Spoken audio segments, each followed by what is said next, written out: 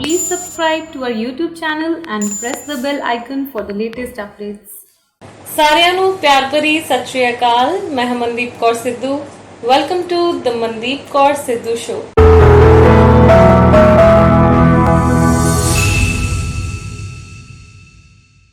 ਅੱਜ ਸਾਡੇ ਨਾਲ ਮੌਜੂਦ ਨੇ ਸਾਡੇ ਇਲਾਕੇ ਦੇ inspirational personality. So am very happy ਕਿ we have doctor Avtar with us today in our show. ਥੋੜਾ ਜਿਹਾ ਜੇ ਮੈਂ ਇਹਨਾਂ ਬਾਰੇ ਦੱਸਾਂ ਤੇ ਡਾਕਟਰ ਅਵਤਾਰ ਅਜਿਹੇ ਡਾਕਟਰ ਨੇ ਜਿਨ੍ਹਾਂ ਨੇ ਫਰਸਟ ਟਾਈਮ ਨਾਰਥ ਇੰਡੀਆ ਦੇ ਵਿੱਚ ਰੋਬੋਟ ਅਸਿਸਟਡ ਨੀ ਰਿਪਲੇਸਮੈਂਟ ਜਿਹੜੀ ਉਹ ਲੈ ਕੇ ਆਏ and he is the first Punjabi in the region. ਕਵਾਂਗੇ ਕਿ ਟਰਬਨ ਸਰਦਾਰ ਕਿ ਜਿਨ੍ਹਾਂ ਨੇ ਫਰਸਟ ਟਾਈਮ ਸਾਡੇ ਨਾਰਥ ਇੰਡੀਆ ਦੇ ਵਿੱਚ robot assisted knee replacement surgery ਜਿਹੜੀ ਕੀਤੀ, ਜਿਹੜੀ ਇਸ ਟੈਕਨੋਲੋਜੀ ਨੂੰ ਜਿਹੜਾ ਨਾਰਥ ਇੰਡੀਆ ਦੇ ਵਿੱਚ ਲੈ ਕੇ ਆਏ। So he has done more than 1.25 lakh orthopedic surgeries. He has performed in last 25 years of his career and he has experience of over 15,000 joint replacement surgeries in last 25 years. So Dr. Avtar is a member of Orthopedic Association of India and he is a founding member of Indian Society of Hip and Knee Surgery. He is also a member of American Orthopedic Association and he was also awarded with British Orthopedic Association Fellowship. So sir, welcome to the show. Thank you ਜੀ। ਸੋ ਮੈਨੂੰ ਅੱਜ ਬਹੁਤ ਹੀ ਖੁਸ਼ੀ ਹੋ ਰਹੀ ਹੈ ਜਿਨ੍ਹਾਂ ਦੇ ਬਾਰੇ ਅਸੀਂ ਹਮੇਸ਼ਾ ਸੁਣਦੇ ਹਾਂ ਜਾਂ ਜਦੋਂ ਐਮਰਜੈਂਸੀ ਦੇ ਵਿੱਚ ਸਾਨੂੰ ਲੋੜ ਪੈਂਦੀ ਹੈ ਤੇ ਜਿਹੜੇ ਡਾਕਟਰਸ ਦਾ ਨੰਬਰ 1 ਤੇ ਨਾਮ ਸਾਡੇ ਮਾਈਂਡ ਦੇ ਵਿੱਚ ਆਉਂਦਾ ਹੈ ਉਹ ਸਾਡੇ ਸ਼ੋਅ ਦੇ ਵਿੱਚ ਅੱਜ ਤੇ ਨੇ। ਸੋ ਸਿਰਫ ਇੱਕ ਬਿਹਤਰੀਨ ਡਾਕਟਰ ਹੀ ਨਹੀਂ, ਡੈਫੀਨੇਟਲੀ ਬਹੁਤ ਸਾਰੇ ਲੋਕ ਕਿ ਜਿਹੜਾ ਖੁਦ ਆਪ ਕੁਝ ਕਰਨਾ ਚਾਹੁੰਦੇ ਨੇ, ਜ਼ੀਰੋ ਤੋਂ ਸਟਾਰਟ ਹੋ ਕੇ ਵਾਕਈ ਇੱਕ ਸਫ਼ਰ ਤੈਅ ਕਰਨਾ ਚਾਹੁੰਦੇ ਨੇ ਤੇ ਬਿਲੀਵ ਕਰਦੇ ਨੇ ਕਿ ਜੋ ਤੁਸੀਂ ਸੋਚੋ ਹੋ ਸਕਦਾ ਹੈ। So I think lot of inspirational thoughts ਜਿਹੜੇ ਅੱਜ ਸ਼ੇਅਰ ਹੋਣਗੇ and we will learn lot from him. So sir ਜੇ ਆਪਾਂ ਗੱਲ ਕਰੀਏ ਸਭ ਤੋਂ ਪਹਿਲਾਂ ਅਸੀਂ ਗੱਲ ਕਰਾਂਗੇ ਬਚਪਨ ਦੀ। How was your childhood? Today in my interview I really want to showcase to my audience ਕਿ ਇੱਕ normal humble background ਤੋਂ ਵੀ ਜਰਨੀ ਜਿਹੜੀ ਕਿੱਦਾਂ ਦੀ ਹੋ ਸਕਦੀ। ਸੋ ਆਪਾਂ ਬਚਪਨ ਤੋਂ ਸ਼ੁਰੂ ਕਰਦੇ। Mandeep thanks a lot for this invitation. ਮੇਰਾ ਬਚਪਨ ਵੀ ਬਾਕੀ ਜਿਹੜੇ ਆਮ ਘਰ ਹੁੰਦੇ ਪੰਜਾਬ ਦੇ ਨਾਰਮਲ ਘਰ ਜਿਹੜੇ ਹੁੰਦੇ ਆ ਲੋਅਰ ਮਿਡਲ ਕਲਾਸ ਫੈਮਿਲੀ, ਤੋਂ ਮੇਰਾ ਘਰ ਭਗਤਾਂ ਵਾਲੇ ਹੁੰਦਾ ਸੀ। ਜੇ ਤੁਸੀਂ ਸ਼ਾਇਦ ਅੰਮ੍ਰਿਤਸਰ ਕਦੀ ਗਏ ਹੋਵੋ। So I was born and brought up in Amritsar. ਮਹੱਲਿਆਂ 'ਚ ਰਹੀਦਾ ਸੀ ਭਗਤਾਂ ਵਾਲੇ। ਕੱਲੂ ਦਾ ਖਾੜਾ ਇੱਕ ਏਰੀਆ ਹੈਗਾ। ਸਾਰੀ ਦਿਹਾੜੀ ਪੜ੍ਹਨ ਤੋਂ ਬਾਅਦ ਗਲੀ ਦੇ ਬੱਚਿਆਂ ਨਾਲ ਖੇਲੀਦਾ ਸੀ। ਮੈਨੂੰ ਯਾਦ ਹੈ ਉਹਨਾਂ ਦਿਨਾਂ ਦੇ ਵਿੱਚ ਗਲੀ ਮੁਹੱਲਿਆਂ 'ਚ ਲੋਕਾਂ ਦਾ ਬਹੁਤ ਪਿਆਰ ਹੁੰਦਾ ਸੀ। ਰੋਟੀ ਕਦੀ ਕਿਸੇ ਦੇ ਘਰੋਂ ਖਾ ਲੈਣੀ, ਕਦੀ ਕਿਸੇ ਦੇ ਘਰੋਂ ਖਾ ਲੈਣੀ, ਕੋਈ ਮਾਈਂਡ ਨਹੀਂ ਸੀ ਕਰਨਾ ਹੁੰਦਾ। ਬਹੁਤ ਵਧੀਆ ਬਚਪਨ ਗੁਜ਼ਾਰਿਆ। ਤੇ ਮੰਮਾ ਪਾਪਾ ਕੀ ਕਰਦੇ ਸੀ? ਮੇਰੇ ਫਾਦਰ ਤੇ ਮਦਰ ਜਿਹੜੇ ਸੀ ਦੇ ਵਰ ਬੋਥ ਐਜੂਕੇਸ਼ਨਿਸਟ, ਦੇ ਵਰ ਬੋਥ ਪ੍ਰਿੰਸੀਪਲਸ। ਫਾਦਰ ਸਾਹਿਬ ਨੇ ਮੇਰੇ ਜਿਹੜੇ ਉਹਨਾਂ ਨੇ ਸੁਲਤਾਨਪੁਰ ਲੋਧੀ ਦੇ ਵਿੱਚ ਖਾਲਸਾ ਕਾਲਜ ਔਰ ਖਾਲਸਾ ਸਕੂਲ ਦੇ ਪ੍ਰਿੰਸੀਪਲ ਰਹੇ ਨੇ ਉੱਥੇ 25 ਸਾਲ। ਉਹ ਐਜੂਕੇਸ਼ਨ ਇੰਸਟੀਟਿਊਸ਼ਨ ਜਿਹੜੇ ਹੁੰਦੇ ਸੀ, ਸਰਦਾਰ ਆਤਮਾ ਸਿੰਘ ਬੜੇ ਵੱਡੇ ਅਕਾਲੀ ਲੀਡਰ ਰਹੇ ਨੇ। ਸੋ ਉਹਨਾਂ ਦੇ ਸਕੂਲਸ ਦੇ ਵਿੱਚ ਮੇਰੇ ਫਾਦਰ ਪ੍ਰਿੰਸੀਪਲ ਰਹੇ ਨੇ ਔਰ ਮਦਰ ਮੇਰੇ ਜਿਹੜੇ ਸੀ ਉਹ ਗਵਰਨਮੈਂਟ ਜੌਬ ਕਰਦੇ ਹੁੰਦੇ ਸੀ and she also retired as a principal. Parents ਚਾਹੁੰਦੇ ਸੀ ਕਿ ਸਾਡਾ ਬੱਚਾ ਡਾਕਟਰ ਬਣੇ ਕਿ ਕੁਝ ਆਪ ਵੀ ਮਾਈਂਡ ਚ, ਕਿਉਂਕਿ ਕਾਫੀ ਦੇਰ ਤੱਕ ਹੁਣ ਇਹ ਚੀਜ਼ਾਂ ਦਾ ਬਦਲਾਅ ਆਇਆ ਹੈ ਕਿ parents always they have a dream ਕਿ ਡਾਕਟਰ ਜਾਂ ਇੰਜੀਨੀਅਰ। ਸੋ ਤੁਹਾਡੇ ਘਰ ਵਿੱਚ ਕੀ ਚੱਲਦਾ ਸੀ? I give credit to my parents only. ਬੱਚਿਆਂ ਨੂੰ ਜੋ ਕਹੀ ਜਾਓ ਨਾ ਤੁਸੀਂ, ਉਹ ਫਿਰ ਬੱਚੇ ਹੌਲੀ ਹੌਲੀ ਉਧਰ ਫੋਕਸ ਕਰਨਾ ਸ਼ੁਰੂ ਕਰ ਦਿੰਦੇ। ਸੋ ਉਹਨਾਂ ਨੇ ਸ਼ੁਰੂ ਤੋਂ ਹੀ ਮੇਰੇ ਦਿਮਾਗ ਦੇ ਵਿੱਚ ਇਹੀ ਗੱਲ ਪਾਉਣੀ ਸ਼ੁਰੂ ਕਰਤੀ ਕਿ ਬੇਟਾ ਆਪਣੀ ਫੈਮਿਲੀ 'ਚ ਕੋਈ ਡਾਕਟਰ ਨਹੀਂ ਹੈਗਾ ਤੇ ਤੂੰ ਡਾਕਟਰ ਬਣਨਾ। ਫਿਰ ਮੇਰੇ ਦਾਦੀ ਜੀ ਵੀ ਜਿਹੜੇ ਸੀ ਉਹਨਾਂ ਨੇ ਵੀ ਮੈਨੂੰ ਬੜਾ ਪਿਆਰ ਦੇ ਨਾਲ ਇਹ ਸਮਝਾਉਣਾ ਕਿ ਮੇਰਾ ਬੇਟਾ ਗੋਡੇ ਖਰਾਬ ਹੈ, ਮੇਰੇ ਕੋਲ ਤੁਰਿਆ ਨਹੀਂ ਜਾਂਦਾ, ਮੈਨੂੰ ਡਾਕਟਰ ਕੋਲ ਜਾਣਾ ਪੈਂਦਾ ਹੈ, ਤੇ ਜੇ ਤੂੰ ਡਾਕਟਰ ਹੋਵੇਂ ਤੇ ਕਿੰਨੀ ਚੰਗੀ ਗੱਲ ਹੋਵੇ। ਸੋ ਇਸੇ ਤਰ੍ਹਾਂ ਬੱਚੇ ਦੇਖੋ ਇੱਕ ਕੱਚੀ ਮਿੱਟੀ ਦੀ ਤਰ੍ਹਾਂ ਹੁੰਦੇ। ਸੋ ਜਿਸ ਤਰ੍ਹਾਂ ਇਹਨਾਂ ਨੂੰ ਢਾਲਣਾ ਚਾਹੋ ਢਾਲ ਲਓ। ਸੋ ਮੇਰੇ ਪੇਰੈਂਟਸ ਨੇ, ਮੇਰੇ ਗ੍ਰੈਂਡ ਪੇਰੈਂਟਸ ਨੇ ਮੈਨੂੰ ਡਾਕਟਰ ਬਣਨ ਵਾਸਤੇ ਮੋਟੀਵੇਟ। ਹੁਣ ਤੇ ਸਟੱਡੀ ਦਾ ਸਿਸਟਮ ਹੀ ਚੇਂਜ ਹੋਈ ਜਾ ਰਿਹਾ। ਹੁਣ ਤੇ ਬਹੁਤ ਹੀ ਚੇਂਜ ਹੋ ਗਿਆ। ਅੱਜ ਕੱਲ ਦੇ ਪੇਪਰ ਵੀ ਨਹੀਂ ਹੋ ਰਹੇ ਸਾਡੇ ਕੋਵਿਡ ਟਾਈਮ ਦੇ ਵਿੱਚ। ਸੋ ਉਦੋਂ ਇੰਨਾ ਪੇਰੈਂਟਸ ਪੂਰਾ ਐਫਰਟ ਲਾ ਰਹੀ ਤੁਹਾਨੂੰ ਪੜ੍ਹਾਉਣ ਦੇ ਵਿੱਚ, ਤੁਹਾਡਾ ਪੂਰਾ ਉਸ ਪਾਸੇ ਧਿਆਨ ਰੱਖਣ ਦੇ ਵਿੱਚ ਕਿ ਤੁਹਾਡਾ ਮਾਈਂਡ ਇਦਾਂ ਦਾ ਬਣ ਚੁੱਕਾ ਸੀ ਆਫਟਰ ਯੂਰ 10th 12th ਕਿ ਨਹੀਂ ਮੈਂ ਪੜ੍ਹਨਾ ਹੀ ਆ, ਪੂਰਾ ਫੋਕਸ ਰੱਖਣਾ। ਯੂ ਸੀ ਮੈਂ ਜਿਹੜੀ ਮੇਰੀ ਇਨੀਸ਼ੀਅਲ ਐਜੂਕੇਸ਼ਨ ਸੀ ਨਾ ਉਹ ਅੰਮ੍ਰਿਤਸਰ ਦੇ ਇੱਕ ਸਕੂਲ ਦੇ ਵਿੱਚ ਸੀ, ਸੀਨੀਅਰ ਮਾਡਲ ਸਕੂਲ ਕਹਿੰਦੇ ਸੀ ਉਹਨੂੰ। ਉਹ ਇੱਕ ਬਹੁਤ ਮਸ਼ਹੂਰ ਆਰਟਿਸਟ ਤੁਸੀਂ ਸ਼ਾਇਦ ਜਾਣਦੇ ਹੋ, missus Phula Rani. So she was a very famous artist. ਉਹਨਾਂ ਦਾ ਇੱਕ ਸਕੂਲ ਹੁੰਦਾ ਸੀ। ਸੋ ਮੈਂ ਪਹਿਲੀਆਂ 4 ਕਲਾਸਿਸ ਜਿਹੜੀਆਂ ਨਾ ਉਹ ਅੰਮ੍ਰਿਤਸਰ 'ਚ ਪੜ੍ਹੀਆਂ ਤੇ ਉਹ ਇੱਕ ਇੰਗਲਿਸ਼ ਮੀਡੀਅਮ ਦਾ ਸਕੂਲ ਹੁੰਦਾ ਸੀ। ਫਿਰ ਜਦੋਂ ਫਾਦਰ ਸਾਹਿਬ ਮੇਰੇ ਸੁਲਤਾਨਪੁਰ ਚਲੇ ਗਏ, ਮੇਰੀ ਮਦਰ ਦੀ ਵੀ ਟ੍ਰਾਂਸਫਰ ਫਿਰ ਉੱਥੇ ਹੋ ਗਈ। ਉੱਥੋਂ ਦੇ ਜਿਹੜੇ ਸਕੂਲ ਸੀ ਉਹਨਾਂ ਦਾ ਸੁਲਤਾਨਪੁਰ ਲੋਧੀ ਦੇ ਵਿੱਚ ਐਜੂਕੇਸ਼ਨ ਦਾ ਸਟੈਂਡਰਡ ਅੰਮ੍ਰਿਤਸਰ ਦੇ ਹਿਸਾਬ ਨਾਲੋਂ ਥੋੜਾ ਜਿਹਾ ਆਈ ਵਿਲ ਸੇ ਫਰਕ ਸੀ ਤੇ ਇੱਥੋਂ ਇੱਕ ਇੰਗਲਿਸ਼ ਦੇ ਸਕੂਲ ਦੀ ਬੈਕਗ੍ਰਾਉਂਡ ਹੋਣ ਦਾ ਉੱਥੇ ਜਾ ਕੇ ਮੈਨੂੰ ਬੜਾ ਫਾਇਦਾ ਹੋਇਆ। ਸ਼ੁਰੂ 'ਚ ਹੀ ਮੈਨੂੰ ਮੇਰੇ ਟੀਚਰਸ ਨੇ ਜਿਹੜਾ ਨਾ ਉਹ ਚੌਕ ਫੜਾ ਦੇਣਾ, ਇੰਟੈਲੀਜੈਂਟ ਲੱਗਣ ਲੱਗ ਗਈ, ਉਹਨਾਂ ਨੂੰ ਲੱਗਣ ਲੱਗ ਗਿਆ ਵੀ ਇਹ ਥੋੜਾ ਜਿਹਾ ਇੰਟੈਲੀਜੈਂਟ, ਹਾਲਾਂਕਿ ਮੈਨੂੰ ਨਹੀਂ ਸੀ ਕੋਈ ਏਦਾਂ ਦਾ ਹੁੰਦਾ। ਤੇ ਮੈਂ ਚੌਕ ਲੈ ਕੇ ਤੇ ਆਪਣੇ 2 ਕਲਾਸਿਸ ਜਿਹੜੇ ਮੇਰੇ ਸੀਨੀਅਰ ਹੁੰਦੇ ਸੀ ਉਹਨਾਂ ਦੀ ਕਲਾਸ 'ਚ ਵੀ ਜਾਣਾ ਤੇ ਬਲੈਕ ਬੋਰਡ ਤੇ ਲਿਖ ਕੇ ਮਾੜਾ ਮੋਟਾ ਸਮਝਾ ਦੇਣਾ। So then I started enjoying my studies. ਉਸ ਤੋਂ ਪਹਿਲਾਂ ਮੈਨੂੰ ਬਹੁਤ ਜ਼ਿਆਦਾ ਰੁਚੀ ਨਹੀਂ ਸੀ ਹੁੰਦੀ ਕਿਉਂਕਿ ਅੰਮ੍ਰਿਤਸਰ 'ਚ ਮੈਨੂੰ ਲੱਗਣਾ ਕਿ ਮੈਂ ਤੇ ਇਦਾਂ ਦਾ ਹੀ ਹੈਗਾ ਐਵਰੇਜ ਜਿਹਾ। ਸੋ ਉੱਥੋਂ ਫਿਰ ਮੇਰੇ ਦਿਮਾਗ ਦੇ ਵਿੱਚ ਇੱਕ ਪੱਕਾ ਜਿਹੜੀ ਗੰਢ ਬਣ ਗਈ ਕਿ ਤੁਸੀਂ ਪੜ੍ਹਨਾ ਹੈ। ਮੈਂ ਸੋ ਉਦੋਂ ਵੀ 11th 12th ਤੇ ਇਦਾਂ ਹੀ ਐਡਮਿਸ਼ਨਸ ਹੁੰਦੇ ਸੀ ਡਾਕਟਰੀ 'ਚ? ਹਾਂ, ਇਸ ਤਰ੍ਹਾਂ ਹੀ ਹੁੰਦਾ ਸੀ। 10ਵੀਂ ਤੋਂ ਬਾਅਦ you have to be in a college. Then I came back to Amritsar. ਮੈਂ ਉੱਥੋਂ ਮੈਟ੍ਰਿਕ ਕਰਕੇ ਸੁਲਤਾਨਪੁਰ ਲੋਧੀ ਤੋਂ I stood first in that district. ਫਿਰ ਅੰਮ੍ਰਿਤਸਰ ਇੱਥੇ ਡੀਏਵੀ ਕਾਲਜ ਇੱਥੇ ਐਡਮਿਸ਼ਨ ਲੈ ਲਈ। ਤੋਂ 11ਵੀਂ 12ਵੀਂ ਇੱਥੋਂ ਕਰਕੇ ਦੈਨ ਮੈਨੂੰ ਅੰਮ੍ਰਿਤਸਰ ਮੈਡੀਕਲ ਕਾਲਜ ਦੇ ਵਿੱਚ ਹੀ ਔਨ ਮੈਰਿਟ ਮੇਰੀ ਐਡਮਿਸ਼ਨ ਹੋ ਗਈ ਸੀ। ਤੇ ਆਰਥੋਪੈਡਿਕ ਚੂਜ਼ ਕਰਨਾ ਇਹ ਕਿਵੇਂ ਤੁਹਾਡੇ ਮਨ 'ਚ ਆਇਆ? ਵੈਸੇ ਮੈਂ ਸੋਚਿਆ ਕਿ ਸੁਣਿਆ ਮੈਂ ਹੱਡੀਆਂ ਪਹਿਲਾਂ ਹੀ ਮਤਲਬ ਬੰਦੇ ਦੀਆਂ ਕਿਤੇ ਲੱਭ ਕੇ ਚੈੱਕ ਕਰਨ ਲੱਗ ਪਏ ਸੀ। ਮੈਂ ਸਮਝਦਾ ਵੀ ਇਹ ਇੱਕ ਕੁਦਰਤ ਦੀ ਇੱਕ ਦੇਣ ਹੀ ਹੈ। ਸੁਲਤਾਨਪੁਰ ਲੋਧੀ ਦੇ ਵਿੱਚ ਪੁਰਾਣੀਆਂ ਕਬਰਾਂ ਹੁੰਦੀਆਂ ਸੀ ਬਹੁਤ, ਤੇ ਉਹ ਕਬਰਾਂ ਵਾਲੀ ਜਗ੍ਹਾ ਨੂੰ ਕੁਝ ਜਗ੍ਹਾ ਜਿਹੜੀਆਂ ਸੀ ਉਹਨਾਂ ਦੀ ਖੁਦਾਈ ਹੁੰਦੀ ਰਹਿੰਦੀ ਸੀ ਕਿਉਂਕਿ ਉੱਥੇ ਨਵੇਂ ਗੁਰਦੁਆਰਾ ਸਾਹਿਬ ਦੀ ਜਿਹੜੀ ਇਮਾਰਤ ਬਣਨੀ ਹੁੰਦੀ ਸੀ। ਸੋ ਕਦੀ ਉਧਰੋਂ ਲੰਘਣਾ ਤੇ ਉੱਥੇ ਹੱਡੀਆਂ ਨਜ਼ਰ ਆ ਜਾਣੀਆਂ ਤੇ ਦਿਮਾਗ 'ਚ ਪਤਾ ਨਹੀਂ ਕੀ ਹੋਣਾ, ਉਹ ਚੁੱਕ ਕੇ ਫਿਰ ਘਰ ਲੈ ਆਉਣੀਆਂ, ਫਿਰ ਉੱਥੋਂ ਬੋਰੀ ਭਰ ਕੇ ਤੇ ਫਿਰ ਅੰਮ੍ਰਿਤਸਰ ਲੈ ਆਉਣੀ। ਸੋ ਦੈਟ ਕਾਈਂਡ ਆਫ ਉਹ ਕੁਦਰਤ ਦੀ ਦੇਣ ਹੈ। ਉਹਦੇ ਕਲਾਸ 'ਚ ਡਿਊਟੀ ਤੇ ਨਹੀਂ ਲੱਗੀ ਹੁੰਦੀ ਸੀ ਕਿ ਹੱਡੀਆਂ ਲੈ ਕੇ ਆਣੀਆਂ? ਨਾਟ ਲਾਈਕ ਦੈਟ ਬਟ ਸ਼ੌਕ ਸੀ। ਫਿਰ ਜਦੋਂ ਮੈਂ ਮੈਡੀਕਲ ਕਾਲਜ 'ਚ ਅੰਮ੍ਰਿਤਸਰ 'ਚ ਮੈਨੂੰ ਐਡਮਿਸ਼ਨ ਮਿਲ ਗਈ ਤੇ MBBS ਕੰਪਲੀਟ ਕਰ ਲਈ। ਫਿਰ ਮੈਂ ਹਾਊਸ ਜੌਬ ਜਦੋਂ ਕੀਤੀ ਨਾ, ਉਹ ਫਸਟ ਹਾਊਸ ਜੌਬ ਮੈਂ ਆਰਥੋਪੈਡਿਕਸ ਕੀਤੀ ਕਿਉਂਕਿ ਦਿਮਾਗ 'ਚ ਸੀਗਾ ਪੁਰਾਣਾ ਵੀ ਹੱਡੀਆਂ ਦੀ ਡਾਕਟਰੀ ਕਰਨੀ ਹੈ। ਵੈਸੇ ਹੱਡੀਆਂ ਦੀ ਡਾਕਟਰੀ ਸੌਖੀ ਹੁੰਦੀ ਹੈ ਬਾਕੀ ਡਾਕਟਰੀਆਂ ਨਾਲ। ਫਿਰ ਇੱਥੇ ਮੇਰੇ ਟੀਚਰ ਹੁੰਦੇ ਸੀ ਡਾਕਟਰ ਹਰਦਾਸ ਸਿੰਘ, ਜਿਨ੍ਹਾਂ ਕੋਲੋਂ ਮੈਂ ਫਸਟ ਹਾਊਸ ਜੌਬ ਕੀਤੀ। Very famous surgeon, very good teacher. ਉਹਨਾਂ ਤੋਂ ਮੈਨੂੰ ਮੋਟੀਵੇਸ਼ਨ ਹੋਰ ਮੇਰੀ ਕਨਫਰਮ ਹੋ ਗਈ ਵੀ ਮੈਂ ਆਰਥੋਪੈਡਿਕਸ ਕਰਨੀ। ਫਿਰ ਜਦੋਂ ਮੇਰੀ ਗ੍ਰੈਜੂਏਸ਼ਨ ਖਤਮ ਹੋ ਗਈ, ਹਾਊਸ ਜੌਬ ਖਤਮ ਹੋ ਗਈਆਂ, ਫਿਰ ਮੈਂ ਥੋੜੀ ਦੇਰ ਗਵਰਨਮੈਂਟ ਜੌਬ ਕੀਤੀ। ਉਦੋਂ ਐਗਜ਼ਾਮ ਹੁੰਦਾ ਸੀ for getting selected into post graduation. ਉਸ ਐਗਜ਼ਾਮ ਦੇ ਵਿੱਚ ਮੈਂ ਸਿਰਫ ਤੇ ਸਿਰਫ ਇੱਕੋ ਚੁਆਇਸ ਭਰਦਾ ਸੀ, ਆਰਥੋਪੈਡਿਕਸ। ਹਾਲਾਂਕਿ ਮੈਂ ਹੋਰ ਕਿਸੇ ਵੀ ਡਿਪਾਰਟਮੈਂਟ 'ਚ ਭਰਦਾ ਤੇ ਮੈਨੂੰ ਮਿਲ ਜਾਣੀ ਸੀ। ਸੋ 2 ਵਾਰੀ ਐਗਜ਼ਾਮ ਦਿੱਤਾ, second time I got selected and I became orthopedic surgeon. Government job ਵੀ ਤੁਸੀਂ ਕੀਤੀ? Yes. ਐਂਡ ਦੈਨ ਕਿੱਦਾਂ ਥਾਟ ਆਇਆ ਕਿ ਮੈਂ ਕੁਝ ਆਪਣਾ ਕਰਾਂ? ਹਾਲਾਂਕਿ ਸਾਰੀ ਦੁਨੀਆ ਅੱਜ ਵੀ ਲੜ ਰਹੀ ਕਿ ਮੈਨੂੰ ਗਵਰਨਮੈਂਟ ਜੌਬ ਮਿਲਦੀ, ਧਰਨੇ ਲੱਗਦੇ ਇੰਨੇ ਵੱਡੇ ਵੱਡੇ, ਸੋ ਤੁਸੀਂ ਛੱਡੀ ਉਸ ਜ਼ਮਾਨੇ 'ਚ? Yes. ਮੈਂ ਗਵਰਨਮੈਂਟ ਜੌਬ 13 ਸਾਲ ਕੀਤੀ, including my post graduation and my ਇੱਕ ਸੀਨੀਅਰ ਰੈਜ਼ੀਡੈਂਟਸ਼ਿਪ ਹੁੰਦੀ। ਫਿਰ ਮੈਂ ਇੱਕ ਕੈਲਕੂਲੇਸ਼ਨ ਕੀਤੀ ਕਿ ਜੇ ਮੈਂ ਗਵਰਨਮੈਂਟ ਜੌਬ 'ਚ ਰਿਹਾ ਤੇ ਉੱਥੇ ਵਰਕ ਓਪਰਚੁਨਿਟੀਜ਼, ਜੇ ਤੁਸੀਂ ਇੰਡੀਪੈਂਡੈਂਟ ਮਾਈਂਡ ਨਾਲ ਕੰਮ ਕਰਨਾ, am sorry to say government job ਦੇ ਵਿੱਚ ਬਹੁਤ ਜ਼ਿਆਦਾ ਓਪਰਚੁਨਿਟੀਜ਼ ਨਹੀਂ ਮਿਲ ਸਕਦੀਆਂ। ਖਾਸ ਕਰਕੇ learning opportunities. Yes, learning and even execution.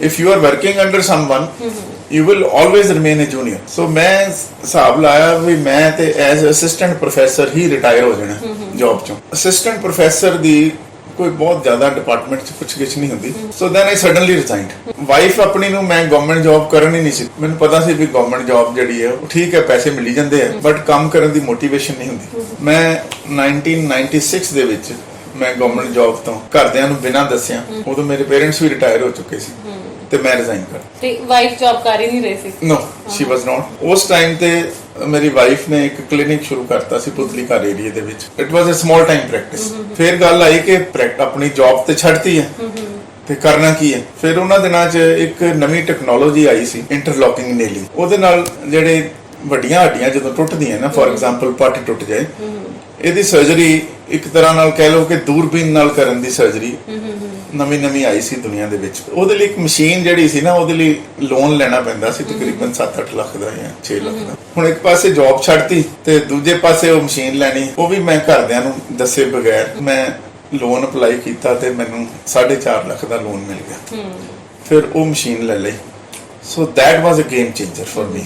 ਸੋ ਬਹੁਤ ਪਹਿਲਾਂ ਤੁਹਾਨੂੰ ਇਹ ਸਮਝ ਹੈਗੀ ਸੀ ਕਿ ਨਿਊ ਟੈਕਨੋਲੋਜੀਜ਼ ਇੰਟਰੋਡਿਊਸ ਕਰਨੀਆਂ ਜਿਹੜੀਆਂ ਉਹ ਚੰਗੀ ਗੱਲ ਆ, ਪਲੱਸ ਉਹ ਜ਼ਿਆਦਾ ਫਾਇਦੇਮੰਦ ਆ right so you are more non because of that ਤੇ ਆਪਣੇ ਰੀਜਨ ਚ ਪਹਿਲੀ ਵਾਰ ਕੀ ਲੈ ਕੇ ਆਏ ਤੁਸੀਂ? There are so many technologies which I brought. I'll say the first game changer was this interlocking nailing, because ਮੈਨੂੰ ਆਪਣਾ ਐਕਸਪੀਰੀਅੰਸ ਹੈ ਕਿ ਮੈਂ 1990 ਦੇ ਵਿੱਚ, ਤੁਹਾਨੂੰ ਯਾਦ ਹੋਵੇ, ਪੰਜਾਬ ਦੇ ਡਾਕਟਰਸ ਦੀ ਬਹੁਤ ਵੱਡੀ ਸਟ੍ਰਾਈਕ ਹੋਈ ਸੀ। ਉਹ ਸਟ੍ਰਾਈਕ ਇੱਕ ਵਰਲਡ ਰਿਕਾਰਡ ਹੈ ਡਾਕਟਰਸ ਦੀ ਸਟ੍ਰਾਈਕ ਦਾ। 95 ਦਿਨ ਸਟ੍ਰਾਈਕ ਚੱਲੀ ਸੀ ਐਂਡ ਅਸੀਂ 95 ਦਿਨ ਹੜਤਾਲ ਤੇ ਬੈਠੇ ਰਹੇ। ਇਸੇ ਹੜਤਾਲ ਦੇ ਦੌਰਾਨ ਮੇਰਾ ਐਕਸੀਡੈਂਟ ਹੋ ਗਿਆ। ਮੈਂ ਉਦੋਂ ਬੂਟਾ ਸਿੰਘ ਜੀ ਆਏ ਸੀ ਗੁਰਦਾਸਪੁਰ, ਸਾਡੀ ਟੀਮ ਉਹਨਾਂ ਨੂੰ ਮਿਲਣ ਗਈ।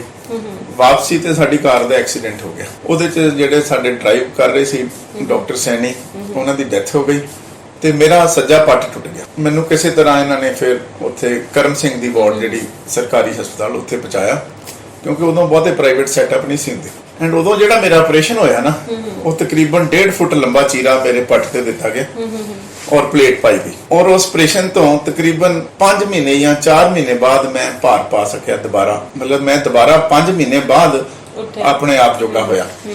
ਸੋ ਉਦੋਂ ਮੇਰੇ ਦਿਮਾਗ 'ਚ ਇਹ ਆਇਆ ਵੀ this is not a good technology, we need technology ਜਿੱਥੇ ਐਕਸੀਡੈਂਟ ਦੇ ਪੇਸ਼ੈਂਟ ਨੂੰ ਤੁਸੀਂ ਵਿਦਿਨ ਡੇਜ਼ ਦੁਬਾਰਾ ਆਪਣੇ ਪੈਰਾਂ ਤੇ ਖੜੇ ਕਰ ਦਿਓ। ਉਦੋਂ ਫਿਰ ਮੈਂ ਇੰਟਰਲੌਕਿੰਗ ਜਿਹੜੀ ਨੇਲਿੰਗ ਦੀ ਮਸ਼ੀਨ ਹੈ, ਟੈਕਨੋਲੋਜੀ ਹੈ, ਇਹ ਅੰਮ੍ਰਿਤਸਰ 'ਚ ਲੈ ਕੇ ਆਇਆ। ਉਹਦੇ ਨਾਲ ਫਿਰ ਇਹ ਹੋਇਆ ਕਿ ਅਸੀਂ ਸਿਰਫ 1.5-2 ਇੰਚ ਦੇ ਚੀਰੇ ਦੇ ਕੇ, ਇੱਕ ਤਰ੍ਹਾਂ ਨਾਲ ਕਹਿ ਲਓ ਦੂਰਬੀਨ ਦੇ ਨਾਲ ਹੀ ਹੱਡੀਆਂ ਦੇ ਵਿੱਚ ਰੋਡਸ ਪਾਉਣੀਆਂ ਸ਼ੁਰੂ ਕਰ ਦਿੱਤੀਆਂ। ਐਂਡ ਉਹਦਾ ਫਾਇਦਾ ਆਪਣੇ ਇਲਾਕੇ ਦੇ ਲੋਕਾਂ ਨੂੰ, ਖਾਸ ਕਰਕੇ ਯੰਗਸਟਰਸ, ਹੁਣ ਇੱਕ ਯੰਗ ਬੰਦੇ ਦੀ ਲੱਤ ਟੁੱਟ ਜਾਏ, ਉਹਨੂੰ ਤੁਸੀਂ 3 ਮਹੀਨੇ ਬੈੱਡ ਤੇ ਹੀ ਪਾ ਛੱਡੋ, that's no justice. So that was the first game changer. ਉਦੋਂ ਬਹੁਤ ਸਾਰੇ ਪਲੇਅਰਸ ਦੀਆਂ ਇਸ ਤਰ੍ਹਾਂ ਲੱਤਾਂ ਟੁੱਟਣੀਆਂ। ਮੈਨੂੰ ਯਾਦ ਆ ਪੱਧਰੀ ਦਾ ਇੱਕ ਮੁੰਡਾ ਸੀਗਾ ਉਦੋਂ, ਪੁੱਟੋ, so he was a national level kabaddi player. ਉਹ ਆ ਗਿਆ, ਕਹਿੰਦਾ ਸਰ ਮੈਂ ਖੇਡਣਾ ਹੈ ਦੁਬਾਰਾ। ਮੈਂ ਕਿਹਾ ਯਾਰ ਕੋਈ ਨਹੀਂ, ਖੇਡੇਗਾ ਤੂੰ ਦੁਬਾਰਾ। ਸੋ ਉਹਦੀ ਲੱਤ ਦਾ ਮੈਂ ਫਸਟ ਟਾਈਮ ਉਹਦਾ ਆਪਰੇਸ਼ਨ ਕਰਕੇ, he was back to playing days. Within 3 months, 4 months, he was back to the field. So that was such a game changer.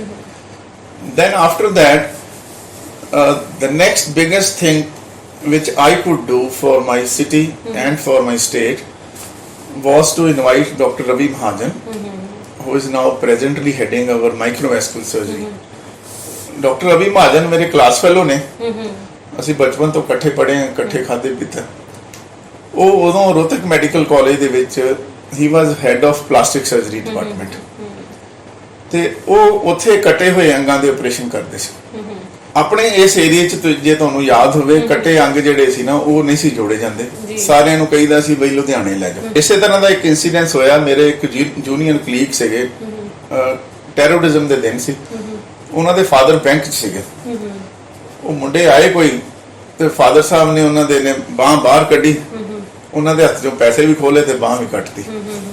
ਉਹਨਾਂ ਨੂੰ ਅੰਮ੍ਰਿਤਸਰੋਂ ਲੁਧਿਆਣੇ ਉੱਥੇ ਜਾਂਦਿਆਂ ਜਵਾਬ ਮਿਲ ਗਿਆ ਵੀ ਇਹ ਨਹੀਂ ਜੁੜ ਸਕਦੀ, ਲੇਟ ਹੋ ਗਏ ਤੁਸੀਂ। So that again stuck it in my mind ਵੀ ਤੁਸੀਂ ਇੱਥੇ ਕਿਉਂ ਨਾ ਇਹ ਸਾਰੀਆਂ ਫੈਸਿਲਿਟੀਆਂ ਦਿਓ। So Mahajan Sahib was heading that department over there, Rohtak 'ਚ ਚੰਗੀ ਤਗੜੀ ਸਰਕਾਰੀ ਪੋਸਟ ਹੈ। ਉਹਨੂੰ ਰਿਕੁਐਸਟ ਕੀਤੀ, ਮੈਂ ਕਿਹਾ ਯਾਰ ਤੇਰਾ ਆਪਣਾ ਸ਼ਹਿਰ 'ਚ ਲੋੜ ਹੈ ਤੇਰੀ, ਤੇ ਤੂੰ ਵਾਪਸ ਆ ਜਾ। ਡਾਕਟਰ ਮਹਾਜਨ ਦੀ ਵੀ ਦਲੇਰੀ, within a month he resigned from Rohtak and he joined Amandeep Hospital. 2001 ਦੀ ਗੱਲ ਹੈ।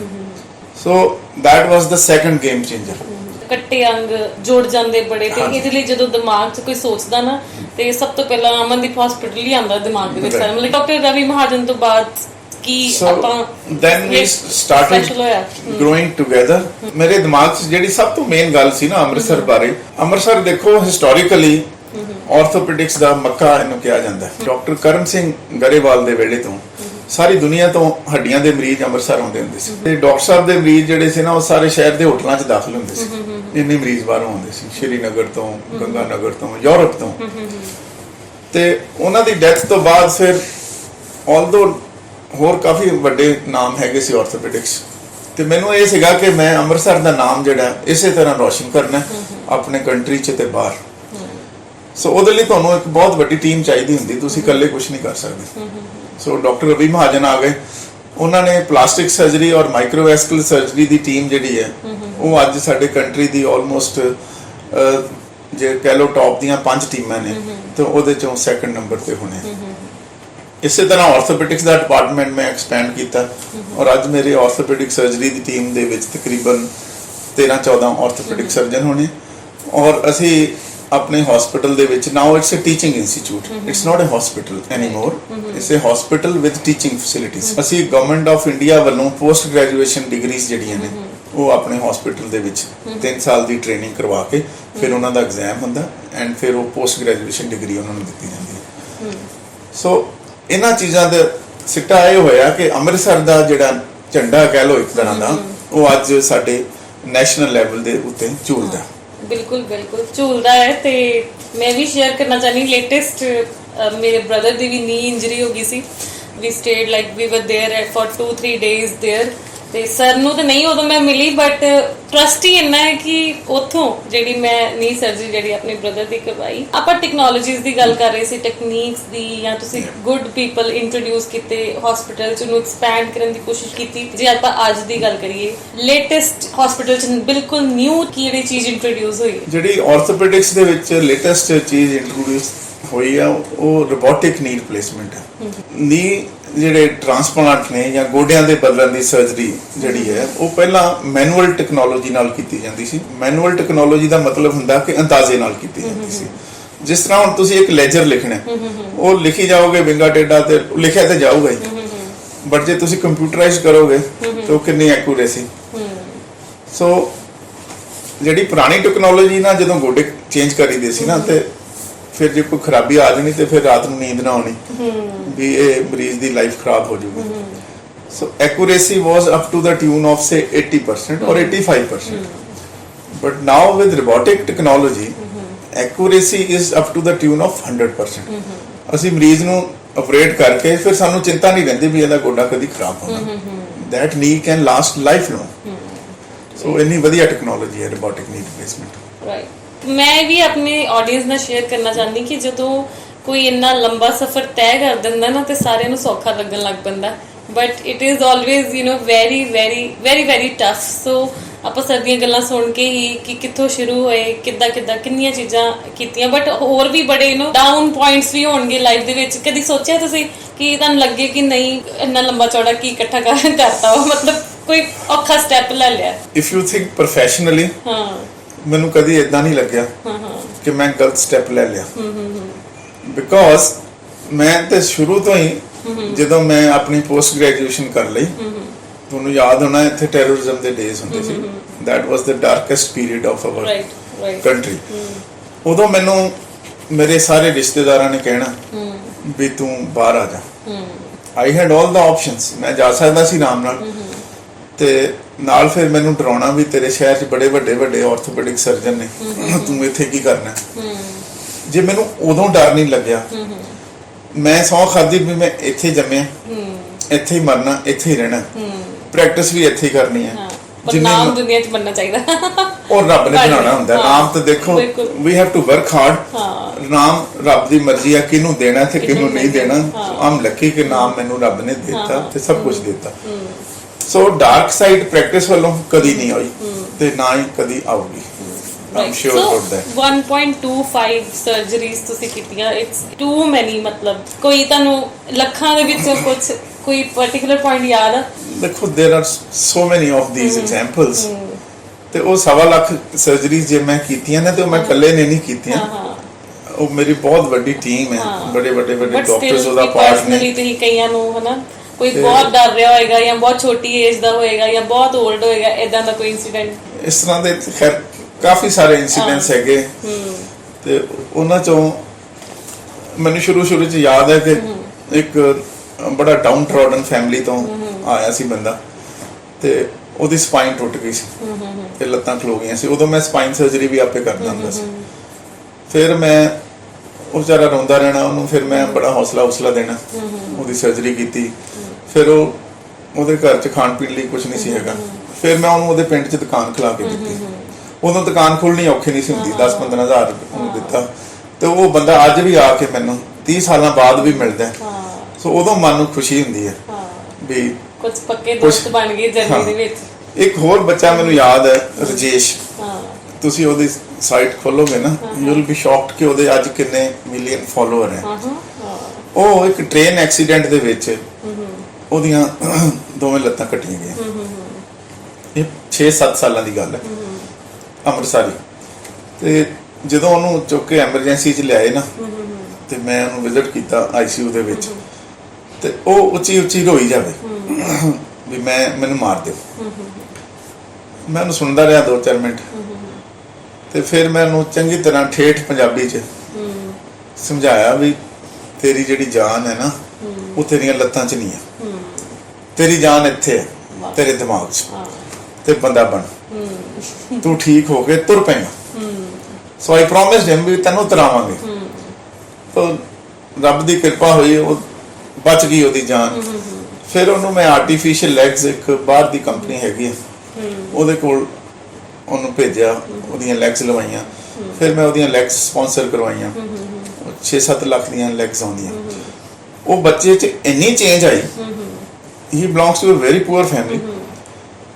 ਉਹ ਹੁਣ ਫ੍ਰੀ ਡਾਂਸ ਕਲਾਸਿਸ ਲਾਉਂਦਾ ਬੱਚਿਆਂ ਨੂੰ, ਆਪਣੇ ਘਰ ਛੋਟਾ ਜਿਹਾ ਕਮਰੇ 'ਚ ਰਹਿੰਦਾ, ਡਾਂਸ ਸਿਖਾਉਂਦਾ।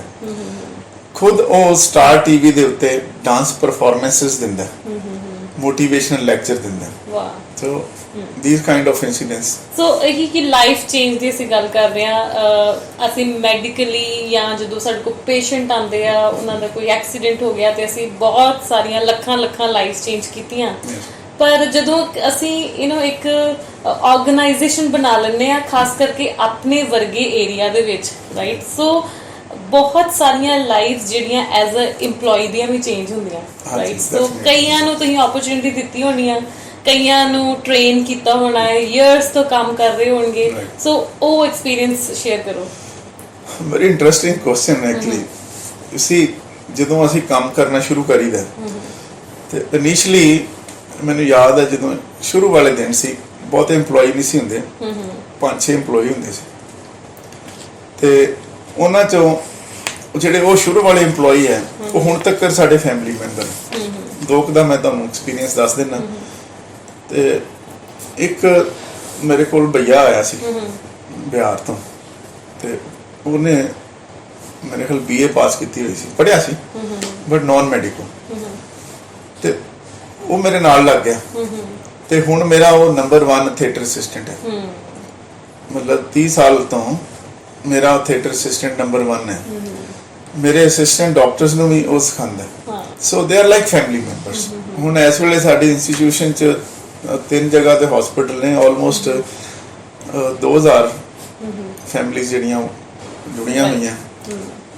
ਐਂਡ ਆਮ ਸ਼ੋਰ ਕਿ ਕਿਤੇ ਨਾ ਕਿਤੇ ਉਹਨਾਂ ਦੀ ਲਾਈਫ ਚੇਂਜ ਹੋਈ ਹੋਏਗੀ। ਆਲਵੇਜ਼ ਆਈ ਸੇ, ਮੈਂ ਆਪਣਾ ਤੇ ਟੈਗਲਾਈਨ ਹੀ ਲਿੰਕਡਇਨ ਤੇ ਲਿਖੀ ਹੋਈ ਹੈ ਕਿ ਬਿਜ਼ਨਸ ਜਾਂ entrepreneurship is a philanthropy in itself। ਜਦੋਂ ਕੋਈ ਬਿਜ਼ਨਸ ਖੋਲਦਾ ਹੈ, ਜਾਂ ਕੋਈ ਬਿਜ਼ਨਸ ਨਹੀਂ ਮੈਂ ਕਹਾਂਗੀ, ਕੋਈ ਆਪਣੇ ਥਾਟ ਪ੍ਰੋਸੈਸ ਨਾਲ, ਕੋਈ ਆਪਣੇ ਸ਼ੌਂਕ ਨਾਲ, ਪੈਸ਼ਨ ਨਾਲ ਆਪਣੇ ਏਰੀਆ ਦੇ ਵਿੱਚ ਉਹ ਕੰਮ ਕਰਦਾ ਜਿਹੜਾ ਉਹ ਕਿਤੇ ਹੋਰ ਵੀ ਵੈਸੇ ਕਰ ਸਕਦਾ। ਜਦੋਂ ਕਿਸੇ ਕੋਈ ਇੰਨੀ ਨੌਲੇਜ ਹੈ, ਜਦੋਂ ਉਹਨੇ ਪੜ੍ਹ ਲਿਆ ਹੈ, he is a topper, he can open up a hospital in US also, in Canada also, and in a bigger city also. Delhi 'ਚ ਖੋਲ ਸਕਦੇ, ਮੋਹਾਲੀ 'ਚ ਖੋਲ ਸਕਦੇ, ਬਟ ਫਿਰ ਵੀ ਆਪਣੀ ਜਗ੍ਹਾ ਨੂੰ ਹੀ ਚੁਣਨਾ। ਸੋ ਇਹਦੇ ਨਾਲ ਬਹੁਤ ਸਾਰੀ ਇੰਪਲੋਇਮੈਂਟ ਜਨਰੇਟ ਹੁੰਦੀ ਆ। ਨੋਰਮਲ ਲੋਕ ਜਿਹੜੇ ਕਿ ਇੰਨਾ ਪੜ੍ਹੇ ਨਹੀਂ ਹੁੰਦੇ, ਉਹ ਵੀ ਬੈਟਰ ਟ੍ਰੇਨ ਹੁੰਦੇ ਆ, ਉਹਨਾਂ 'ਤੇ ਬੜਾ ਐਫਰਟ ਲੱਗਦਾ ਤੇ ਉਹਨਾਂ ਨੂੰ ਕਿਤੇ ਨਾ ਕਿਤੇ ਪਹੁੰਚਾਇਆ ਜਾਂਦਾ ਹੈ। ਹੋ ਸਕਦਾ ਕਿ ਸ਼ੁਰੂ 'ਚੋਂ ਸਾਡੇ ਕੋਲ 8000 ਤੇ ਆਏ ਹੋਣ, ਤੇ ਅੱਜ ਉਹ ਸਾਡੇ ਕੋਲ 30000 50000 ਜਿਹੜੇ ਉਹ ਲੈ ਰਹੇ ਹੋਣ। ਸੋ ਅਜਿਹੀ ਐਗਜ਼ਾਮਪਲ ਜਿਹੜੀ ਹੈ ਸਾਨੂੰ ਸੈਟਅਪ ਕਰਨੀ ਚਾਹੀਦੀ ਹੈ ਕਿ ਆਪਣੇ ਏਰੀਆ ਨੂੰ ਅਸੀਂ ਪ੍ਰੈਫਰ ਕਰਕੇ, ਜੋ ਵੀ ਸਾਡੀ ਨੌਲੇਜ ਹੈ, ਜੋ ਵੀ ਸਾਡੀ ਸਕਿੱਲ ਆ, ਅਸੀਂ ਉੱਥੇ ਕੁਝ ਸਟਾਰਟ ਕਰਨ ਦੀ ਜਿਹੜੀ ਆ ਅਸੀਂ ਕੋਸ਼ਿਸ਼ ਕਰੀਏ। ਤੁਸੀਂ ਆਪਣੀ ਆਇਡੈਂਟੀਟੀ ਜਿਹੜੀ ਪੂਰੀ ਬਣਾ ਕੇ ਰੱਖੀ ਹੈ, ਐਜ਼ ਅ ਟਰਬਨ ਤੁਸੀਂ ਬੰਨ੍ਹਦੇ ਹੋ, ਹਨਾ, ਪੂਰਾ ਆਪਣੀ ਆਇਡੈਂਟੀਟੀ ਜਿਹੜੀ, ਕਿਉਂਕਿ ਜਿਵੇਂ ਜਿਵੇਂ ਬੰਦਾ ਮਾਡਰਨ ਹੋਈ ਜਾਂਦਾ, ਜਾਂ ਉਹਦੇ ਕੋਲ ਪੈਸਾ ਆ ਜਾਂਦਾ, ਜਾਂ ਉਹਦੀ ਤਰੱਕੀ ਹੁੰਦੀ ਨਾ, ਉਹਦਾ ਚੇਂਜ ਹੋ ਜਾਂਦਾ ਉਹ ਕਾਫੀ, right. But you have maintained total ਕਿ ਜੇ ਤੁਹਾਨੂੰ US ਭੇਜੀਏ ਤੇ ਦਿਖੇਗਾ ਕਿ ਹਾਂ ਇੱਕ ਵਨ ਸਰਦਾਰ ਹੈ। ਸੋ ਇਹੋ ਜਿਹੀ ਕੋਈ ਤੁਹਾਡੀ ਮੂਮੈਂਟ ਜਿਹੜੀ ਤੁਹਾਨੂੰ ਯਾਦ ਹੋਵੇ ਕਿ when you went to south ਜਾਂ ਕੋਈ any other country, you felt ਕਿ ਹਾਂ I am a different person.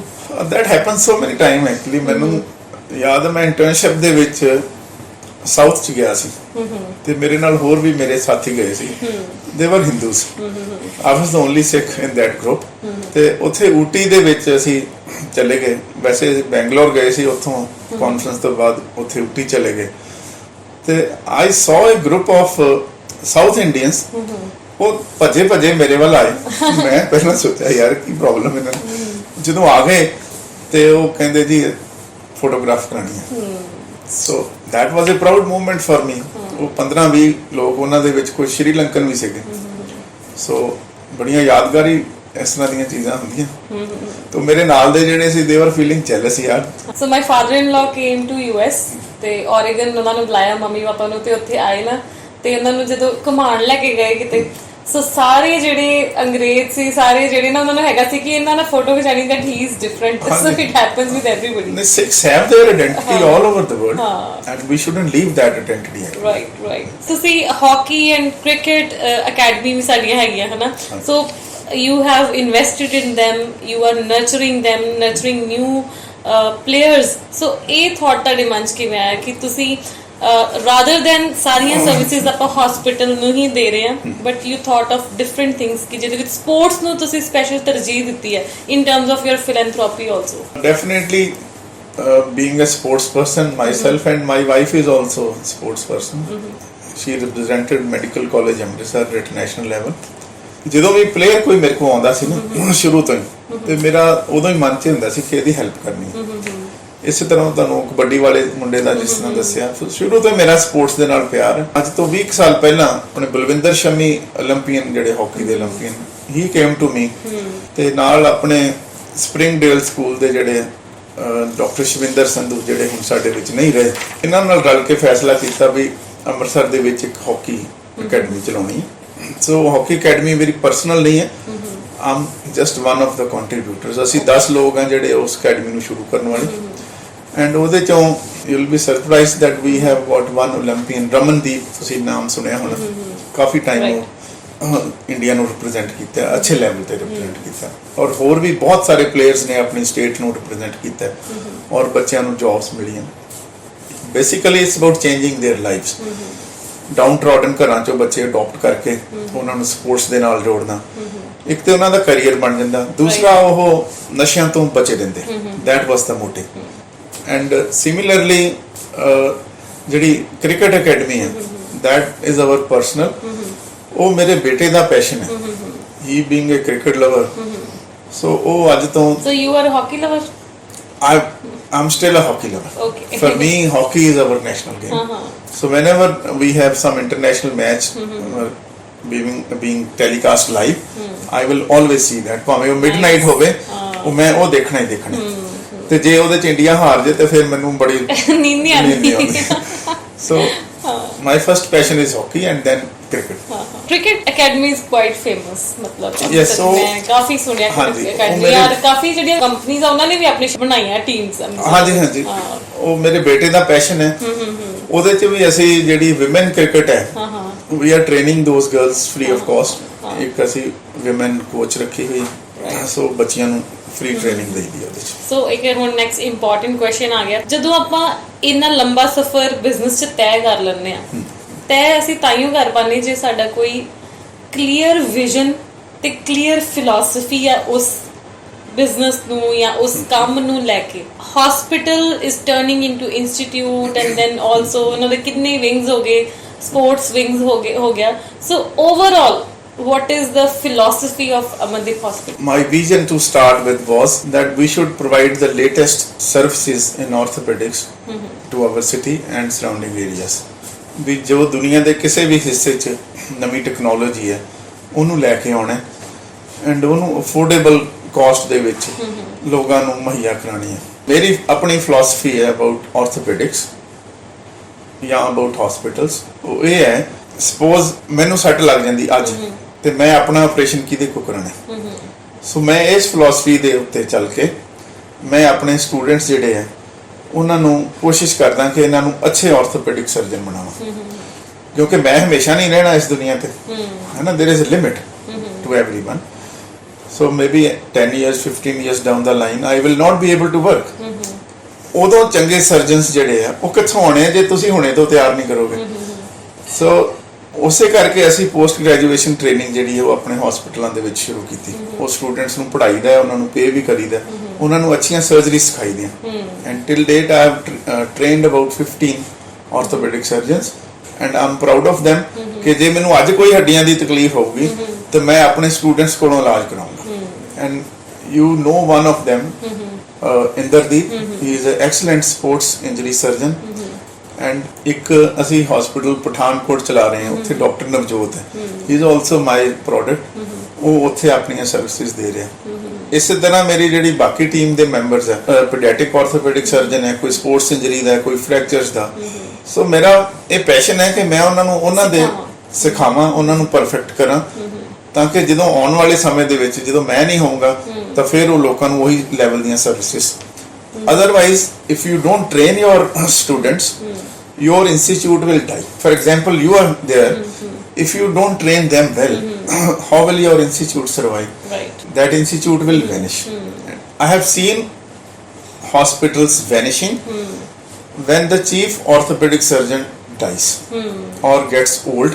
वो hospital बंद हो जाते हैं so you have to pass on your passion and your skills to your younger generation. It's a very important point for everybody. ਉਹੀ ਜਦੋਂ ਮੈਂ ਲਾਸਟ ਟਾਈਮ ਨਾ ਰਜਿੰਦਰ ਜੀ ਦੀ ਇੰਟਰਵਿਊ ਕੀਤੀ ਸੀ 올림픽 ਹਾਕੀ ਵਾਲੇ ਤੇ ਉਹਨਾਂ ਨੂੰ ਵੀ ਮੈਂ ਇਹੀ ਕੁਐਸਚਨ ਪੁੱਛਿਆ ਸੀ because he has got Dronacharya award ਤੇ ਉਹ ਉਹਨੂੰ ਹੀ ਮਿਲਦਾ ਵਾ ਜਿਹਦੇ ਚ ਇੰਨਾ ਕਰੇਜ ਹੋਵੇ ਕਿ ਉਹ ਆਪਣਾ ਸਾਰਾ ਕੁਝ ਕਿਸੇ ਨੂੰ ਸਿਖਾ ਦੇ ਤਾਈਓ ਤੇ ਉਹ ਗਰੋ ਕਰ ਸਕਦਾ so this is something everybody needs to learn ਕਿ ਐਕਚੁਅਲ ਚ ਸਾਡੀ ਗਰੋਥ ਵੀ ਉਦੋਂ ਹੀ ਹੁੰਦੀ ਹੈ ਕਿਉਂਕਿ ਅਸੀਂ ਸੋਚਾਂਗੇ ਕਿ ਮੈਂ ਕੁਝ ਹੋਰ ਸਿੱਖਾਂ ਇਹ ਤੇ ਮੈਂ ਸਿੱਖ ਲਿਆ ਇਹ ਮੈਂ ਸਿਖਾ ਵੀ ਦਿੱਤਾ and now I need to learn new things so that I can teach new and you can only grow when you create your own shadows ਕਿ ਮੇਰੇ ਵਾਲਾ ਕੰਮ ਮੈਨੇ ਕਰ ਲੈਣਾ ਹੁਣ you know now is the time you have create your replicas right ਅਸੀਂ medical ਨੂੰ ਸਾਈਡ ਤੇ ਕਰ ਦਈਏ and your sports academies ਨੂੰ ਸਾਈਡ ਤੇ ਕਰ ਦਈਏ ਸਾਰਾ ਜੋ ਜਿਹਦੇ ਤੋਂ ਲੋਕੀ ਤੁਹਾਨੂੰ ਜਾਣਦੇ ਨੇ ਉਹਨੂੰ ਸਾਈਡ ਤੇ ਕਰ ਦਈਏ ਬਾਕੀ ਕੀ ਰਹਿ ਜਾਂਦਾ ਮਤਲਬ other things you know what are your passions ਕੋਈ ਟੀਵੀ ਦੇਖਣਾ ਕੁਝ ਸੁਣਨਾ ਜਾਂ ਕਿਸੇ ਨਾਲ ਗੱਲ ਕਰਨਾ ਜਾਂ ਬੁੱਕ ਪੜ੍ਹਨਾ ਮਤਲਬ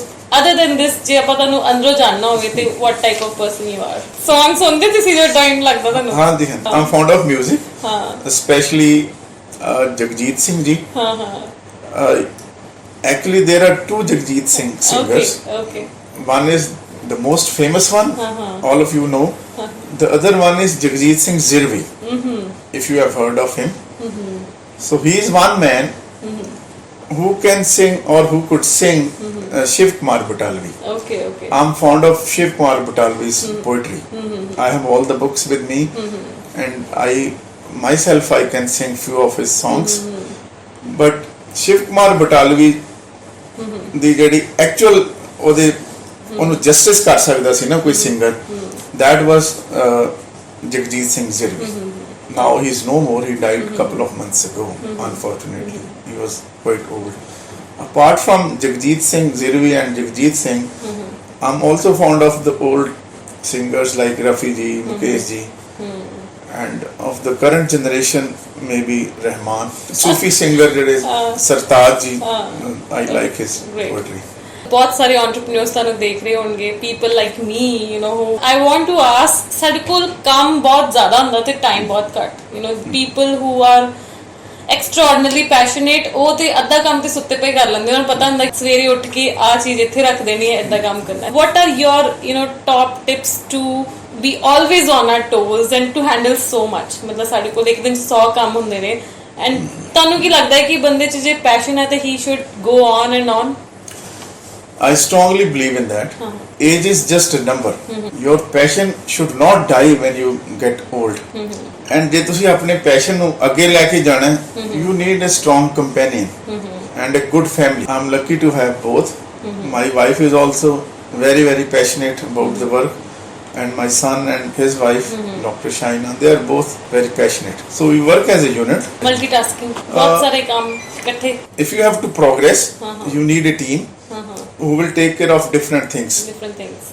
Alone you cannot succeed. You can succeed up to certain level but then you have to develop a team. So the message is that you must develop a team to take everything forward. Right.